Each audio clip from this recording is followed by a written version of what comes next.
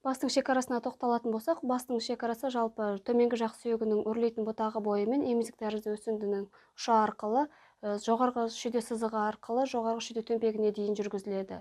Бастың аймақтарына тоқталатын болсақ, жалпы бас ми және бет бөлімдерінен тұрады. Бастың ми бөлімі өзі бас сүйегінің күмбезіне және бас сүйегінің негізіне бөлінеді. Бас сүйегінің күмбезіне бізде маңдай төбе шүйде аймағы, сына тәрізді аймақ, самай аймағы және торлы сүйек кеңістігі жатады.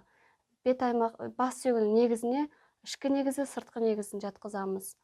Бет аймағының бөлімдеріне тоқталатын болсақ, ол және көз аймағы, мұрын аймағы, ауыз аймағы, иек аймағы, ұрт аймағы және шықшыт шайнау аймақтарына жіктелінеді. Жалпы мидың қабаттарына тоқталатын болсақ, ми жалпы 3 қабатпен қапталған, ол жаңағы қатты, торлы және жұмсақ ми қабаттары. Жұмсақ ми қабаттары болып табылады. Енді осы баста кездесетін гематомаларға тоқталатын болсақ, бастың гематомалары бас ішілік және жұмсақ тіндер гематомасы болып ажыратылады. Бас ішілік гематомаларға эпидуральды, субдуральды, субарахноидальды және ми ішілік гематомаларды жатқызамыз. Бастың жұмсақ тіндерінің гематомасына тері асты гематомасы, апоневроз асты гематомасы және сүйек қабы ішілік гематомаларды жатқызамыз. Эпидуральды гематома дегеніміз мидың ішкі беті мен қатты ми қабат арасындағы кеңістікке қанның құйылуы. Субдуральды гематома дегеніміз қатты ми қабаты мен торлы ми қабат арасындағы кеңістікке қанның құйылуы.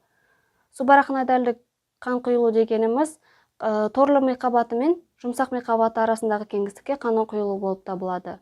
Және ми ішілік гематома, ол жаңағы мидың қарыншаларына қанның құйылу нәтижесі болып табылады. Енді жұмсақ тіндер гематомасына тоқтала кететін болсақ, және тері асты гематомасы дедік. Мұнда тері асты гематомасы кезінде тері мен сіңір байламы арасындағы кеңістікте фиброзды жалғастырушы жүйе пайда болады, салдарынан шар тәрізді түзіліс түзіледі. Апоневроз асты қан құйылу кезінде ол қан жалпақ түрде болады. Қанның құйылу нәтижесінен сіңірлі байлам сүйектен ажырайды. Сүйек қабы ішілік гематома кезінде қан сүйектің пішінін қайталайды және сүйектің төмен түсіп кеткенде көрініс береді. Бас сүйегінің негізіне іріңдіктердің таралу жолдарына тоқталатын болсақ, жалпы іріңдіктер жанасу, гематогенді және лимфогенді жолдар арқылы таралады.